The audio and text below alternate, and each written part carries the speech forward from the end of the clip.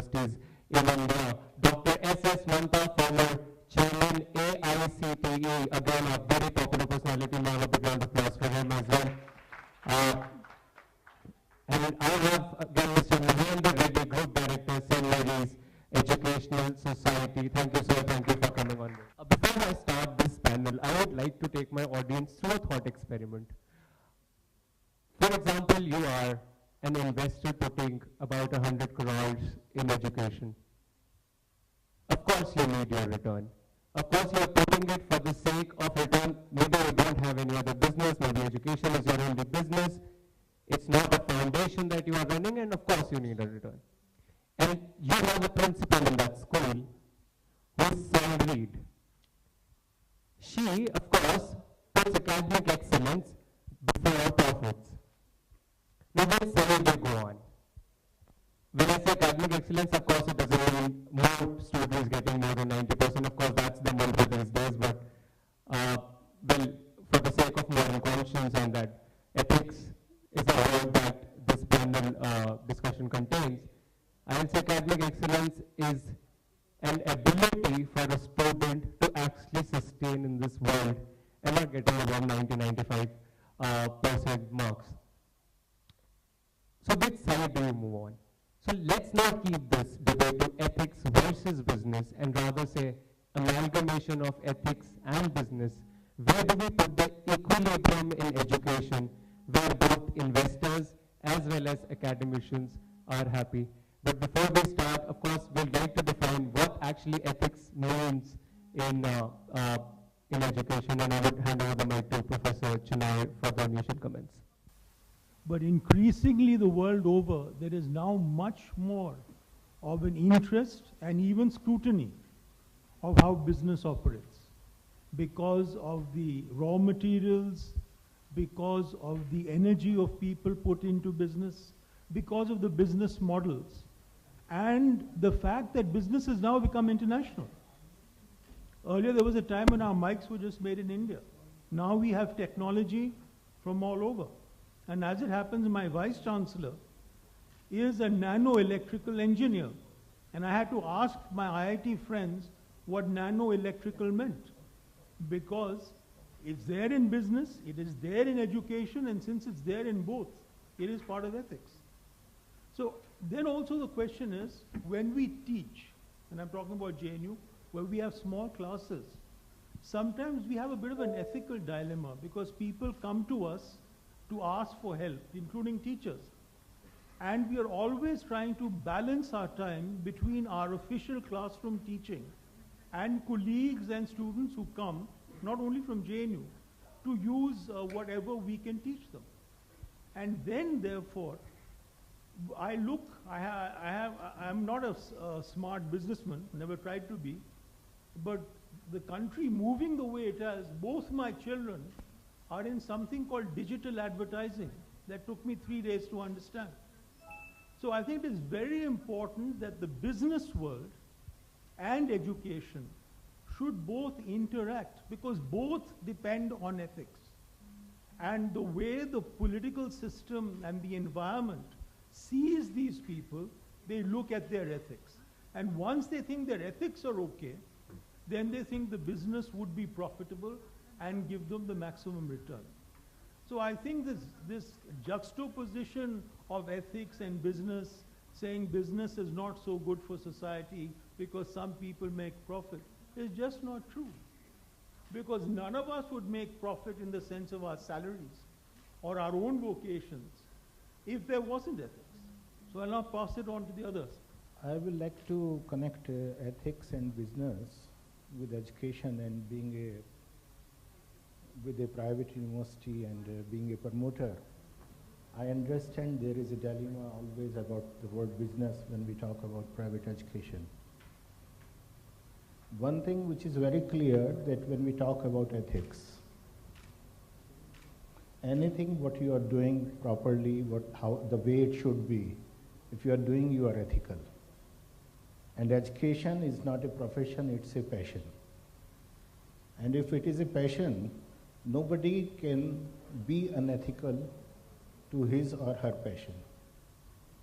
This is one thing. When we talk about business in education, definitely Professor Mantha is sitting here, he had been with AICTE. So in India we say that education is for not for profit. Generally what happens, we feel that business and profit, again we club them together. We say if it is business, it means it is for profit. But I personally believe that if you are doing something good, if you are getting back at even appreciation from the society, you are a good businessman. It's not necessary to earn only money. And this dilemma has to be removed. Because when we talk about, I was talking to somebody, he said, anything which is not for profit, it is for loss. There is nothing called zero. But in education, we have to see that what profit I am getting and how much ethical I can be. That if it is a passion, and maximum of the people in this country, they have a passion for education, I am very strong conviction for that. There are 830 universities, more than 50% are in self-funded sector. I will never use the word private because such word never exists. It does not exist even in UGC or anywhere. It was coined by some administrators just to say, oh, it is private. It means they may be criminals. They may be profit seekers. They may be somebody like that. So everybody, when they start, they are ethical. Every business has got a profit. It may be monetary or otherwise. And in education, we have to take our business very seriously. It will be ethical. Things that are talked about, ethics, business, and education. I don't know how related these three actually are. Ethics should teach you respect for life. It should teach you respect for rules and the ecosystem, the environment that is around you, and the environment in which you survive. You do your work. Ethics should teach you to value that. Business is for profit. And nobody would probably do business like my co-panelists have said. They don't do business for loss unless there are some specific boundary conditions under which they do business. The third part is education. Several people before us here on the panel have said education is not for profit. Now that is the constitutional position. The Indian Constitution says that education is not for profit because it's something to do with imparting knowledge. Now knowledge and making knowledge doesn't go together. That's the underlying feature. But all of you must be remembering, around 92-93, there was a series of cases filed in the Supreme Court precisely on those issues and all other related issues. And the case pertained to PMFI versus the state of, versus AICTE, the Islamic Society versus the state of Karnataka, Inamdar versus state of Maharashtra. The several cases filed, and the judgment, in the context of what we are discussing here, says that the institutions can make reasonable profit. Now this is the definition, the chair thinking that has come about somewhere around that period. And that's continuing even today. So now the question is actually what is reasonable profit? And now decides what is reasonable profit. So we have a whole lot of activity going on around this, and people have virtually turned it upside down and actually moving towards business, but without following the business practices, the business ethics, and so on. Now, typically, like we all function in a very regimented methodology, people have gone to courts again and said, what is this reasonable profit? So, again there was an intervention, and they said this will be decided by a fee committee a fee fixation committee or Shiksha Shulka Samiti. And this has to be there in every state. Wherever there is education imparted, it should be applied to every single institution, and that Shiksha Shulka Samiti must be headed by a retired High Court judge. So every institution takes its income expenditure statement, goes before the committee in every state, and they decide what should be your profit. And there is a lot of tussle, because people will start arguing, this is my income, this is my expenditure, and there are a lot of conflict on that. So the point is, today it's time to probably start talking about education for profit. And this coming from a regulator and a person who has always been in the government is probably a little difficult to accept. But having said that, there are social versus economic issues. There are acceptance versus expansion issues. And there are also transparency against accountability issues. And there are expansion versus your equity and so on. Now, how do you manage all this when you get at a model that is purely based on business? So therefore, instead of pushing everything into the domain of the courts, I think it's high time people come together and start self-regulating and see that there is a reasonable profit in the spirit in which it's said. Thank you. When I first received the topic, ethics versus business, I think I spent almost half a day in understanding what this topic was, ethics versus business. And thankfully, before the start of the session, Bridge clarified it shouldn't be ethics versus business. So I thought first we should define what business is. To me, business is a voluntary transaction where two parties exchange, and in the end, post the exchange, both of them have much more than before they started. As against transfer. Transfer is a zero-sum game. Only one party gains at the cost of the other party. So business is a voluntary transaction. But somehow, in education, we feel that the students should gain at the cost of the institution. But it has to be on the both sides. Thankfully, Professor Mahanta also said that it is a time for self-regulation, and there is a change in thinking. Slowly and steadily I see there is a change in thinking. But to me, the biggest cost in education is not the money that the parents or the students pay. The biggest cost is the time that the student spends. Money can be gained or lost, but the time that the student spends can never come back. So, when the time is the most important thing, are we going to delay building quality institutions which are required today and then realize 10 years later that we should have done it about 10 years back?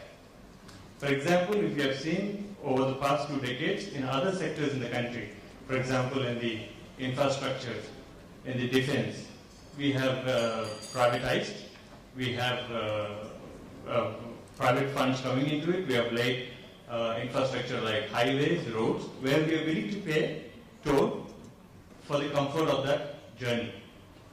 But it has not come into the education so far because of the regulation. There is a foreign direct investment policy that is opened up, but somehow on the other side, we still want the universities, the colleges and higher education spaces, and also in the schooling, in the K-12, that they have to be run by societies and trusts, which cannot accept investments coming in. So the question is, it should be ethics and business versus transfer and distortion. So these two cannot be mutually exclusive. Ethics and business have to go hand in hand, and it is definitely more so in education, there should be more ethics. Also, we have seen that some report I have seen which says that each year 1,25,000 students travel abroad from India for higher education. And approximately these students are spending 2 lakh crores outside the country. As against only 20,000 students coming into the country from abroad, which is mainly from South Asian countries and also some African countries. This is because there are not enough quality education institutions, even for the meritorious students. We all know that only the top 5% or the top 3% get into the top universities in India, the IIMs and the IITs, and the rest who are even as close to the toppers still do not have access to quality education in India and are forced to go abroad. The last point I would like to say is it is only when education is duly recognized as a legitimate business would it truly become ethical. I would like to repeat, only when we recognize education as legitimate business, it will truly become ethical. Great. Before I put that into context as to why ethics versus business, specifically how we perceive education, Professor Chinoy wanted to make a point. Look, let's look at what education is in this country. You have 43 central universities. In those central universities, the bulk of the cream is there. I mean, I'm very sorry to say this, though I should be happy. A week ago, the National Academic Accreditation Council came and judged our university. We got the top ranking with 2+. We've got it before also. But how does that help in higher education? You cannot have an elite on top and have other universities, whether they are central universities or there are state universities, in this shape. For example, in the States, where I have the privilege to teach in an Ivy League college, they had investments. They got foundation money from wealthy philanthropists. The state universities were well funded. Some of the state universities are of Ivy League level. In our country, we are reproducing elitism in higher education. At least at one time, 3 times from GNU, this proposal has come that let there be some weeks off, say 10 weekends off from the faculty, and let them go to a nearby state university and help push up their education. Let teachers take sabbatical for a year and help the other universities which are not as privileged. So, unfortunately, this is not happening. And you cannot say we want ease of business if you don't have ease of education for the other education sectors which have not been as well treated, not been as well funded, and don't have as good faculty. I mean, what we are doing is we are creating a greater gap between the JNUs and the IITs and the IIMs at one level, Indian Institute of Science, and there's another state universities level which is much lower. This is not the way you do higher education. And I would plead with you, I've been arguing this for 20 years, that we must have a more adequately egalitarian educational system, because that will also improve the quality of our managers in business, in technological surveys and institutions. It would help all areas of thought and knowledge if everyone has an equal chance to a decent kind of education, which our system is not given. At least it's better to be honest and say, all right, we're going to do business. We won't have more than this profit margin, but we will improve our universities. Please look at all the budgets. See how much there is for university education. And if you divide that by the number of universities, it is a very elitist system. And really, a country as big as India, with its history of education, should and could do better than that. Thank you, Dr. Chinoy. I would like to add a point to it. He said a need of egalitarian system of education in India, and we did see Supreme Court passing orders of RTE, right to education, at a very young age. But then we had this whole assimilation debate. News channels covered it, everybody covered it, where schools tell parents that, and schools tell management and the government that they won't be able to take the art. Okay, I've got a time reminder, but I take some comments on this. The debate on assimilation is that the 25% reservation that has happened, that has gone into the preschool K-12 category, schools are not really taking the admissions in that domain because of the assimilation issue. So I know that our panelists are not from the K-12 category, but of course this is more of a moral debate. So Mr. Reddy of course is. So I'll ask Mr. Reddy to take up that point.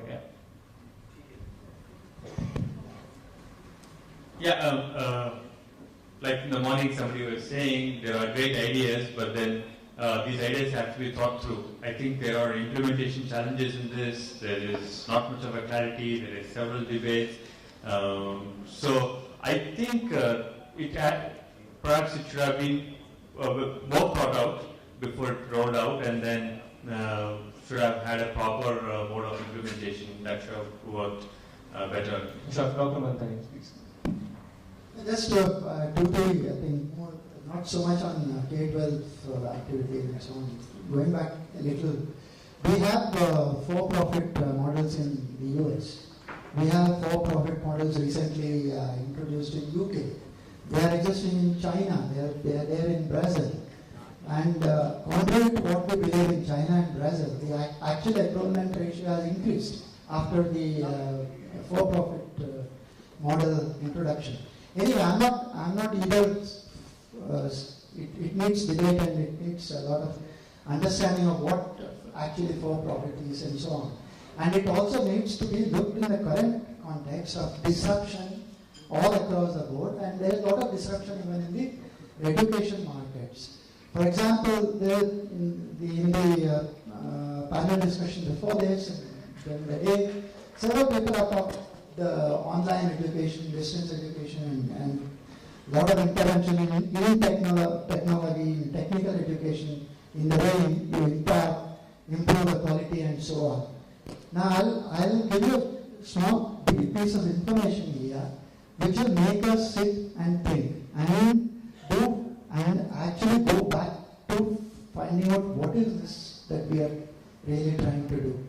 This morning, in the Supreme Court, there was a case against where the deemed universities have gone to court, where the issue was whether distance education should be allowed in the technical education.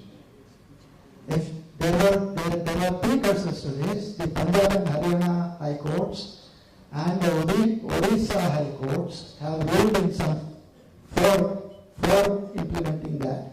The Supreme Court has said from now on there will be no distance education in technical education. You can't do anything in technical education through distance learning mode.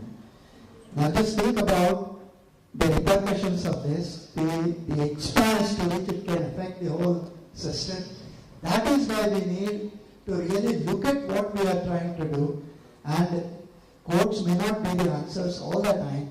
A lot of it has to come from within, and self-regulation is what is required. So just before we wrap up our debate, I'll come to Mr. Vijendra, and my specific question to you is regarding the assimilation debate, and when we come to the higher education sector, we saw the Rohit Vemula case. It's not just K-12 or the preschool section.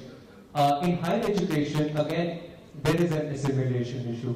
There are attacks repeatedly against, as reported, against the minority section in various universities. So, is it a mindset issue of the society? Is it an issue of policy? How do you read it? There are no such issues if you look at large. Generally what happens, one isolated issue is taken, and out of that issue a media hype has been created. I have not seen, I am in education from last 27 years, from a very small institution, we have come up to 2 universities. I have seen the complete journey. So that is not the issue. I am really happy Professor Chinay was talking about mentorship, which is very much required. But what happened in the country, that elitism, what he is mentioning, it is what we are doing. Can I ask a question to the audience? Like it was how we need to perceive education in India. This is a big question. It's not about profit, it's not about even business. How we need to perceive. How many of the people over here in the audience are having a smartphone? I believe mostly everybody. Do you have the same smartphone you had 5 years back? Or you have changed it? Must have changed it. Anybody is having the same smartphone, same phone, not a smartphone, the basic phone we had 12 years back or 20 years back? Well, our deputy has Very few. He stays on ground. Yeah. It might be in the museum. But in higher education or in education system, what happened? What we decided 100 years back, when it was for industry, when education was meant for a specific purpose, we are carrying the same burden, the same baggage with us.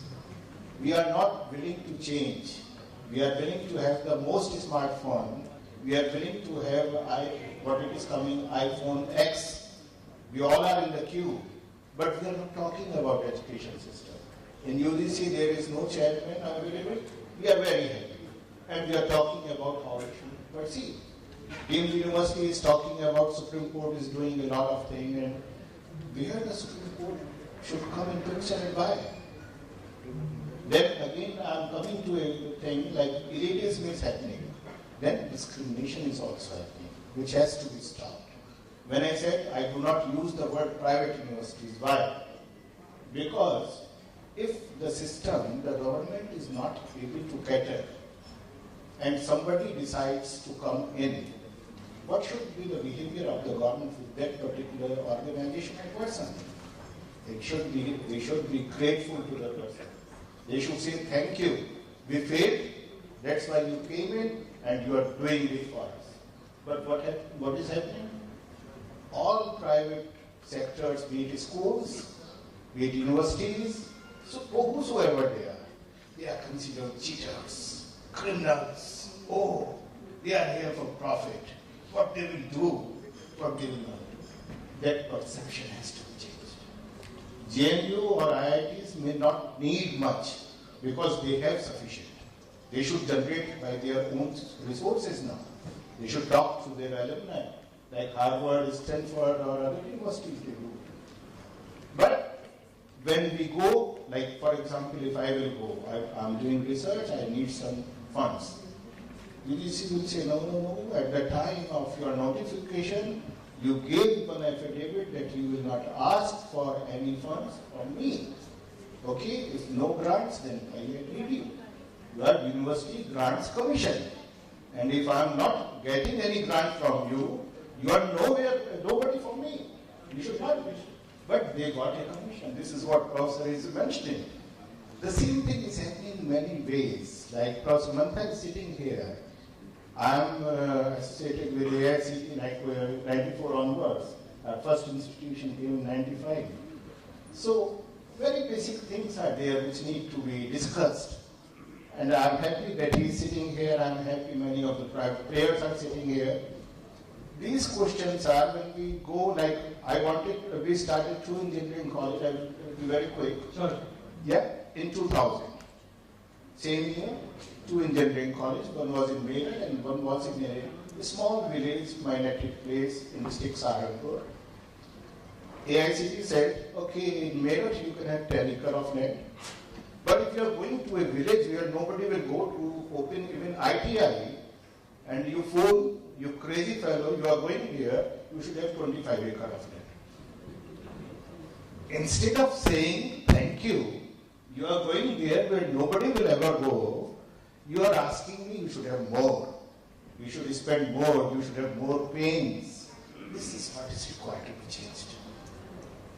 India needs education, but Indian system needs intolerance, for all these old and obsoleted systems. We need tolerance also. The system needs tolerance that if anybody has come in, it means they have vision, they have ethics, they want to do some good business for the society, and we should tolerate. We should give them time. Yes, okay, you do it, we are here to support you. And we should have patience. Patience is required. No institution can be built in 1 year, 2 year, 3 year, 4 year, 5 year. It takes hundreds of years. That needs to be done. Then only maybe we will come to the old glory, what we had in 3rd AD, starting from 7 BC with the Buddhist monasteries to Nalanda. That can come in again. Thank you very much.